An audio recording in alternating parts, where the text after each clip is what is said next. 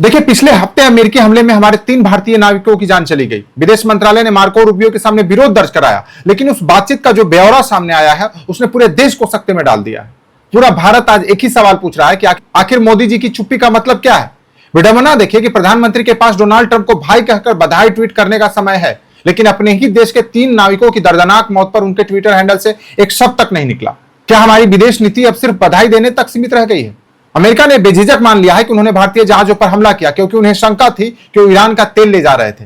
Chief operator साफ कह रहे हैं कि ना तो कोई तेल था, ना ही कोई चेतावनी दी गई। सीधा हमला सीधा बम से मारा गया है।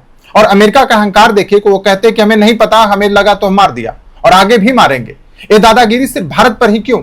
क्या अमेरिका की हिम्मत है कि वो चीन या रूस के जहाजों पर ऐसा हाथ डाल सके? नहीं, वो जानता है कि चीन के जहाज को रोकने का मतलब है सीधा टकराव, इसलिए वो वहां चुप रहता है। लेकिन हम पर कभी 500% टैरिफ का चाबुक, तो कभी H1B वीजा का जाल। देखिए, हम जानते हैं कि हम अमेरिका पर आर्थिक और सैन्य रूप से निर्भर हैं, और यह भी सच है कि हम दुश्मनों से घिरे हैं जो चाहते हैं कि हम अमेरिका से भिड़ जाए। लेकिन कूटनीति के नाम पर हम अपनी जनता की शहादत पर गूंगे हो जाना, यह कहां का न्याय है? याद रखिए कि हम किसी देश के गुलाम नहीं हैं। इंडिया सिर्फ यूएन के कानूनों का पालन करने के लिए बाध्य है, अमेरिका के मनमाने ऑर्डर्स का नहीं। पेपर लीक से लेकर के नाविकों की मौत तक आपकी चुप्पी हमारे देश की वैश्विक साख को खोखला कर रही है। आप इंटरनेट पर विश्व गुरु का चश्मा पहन लीजिए, लेकिन जमीनी हकीकत कुछ और है।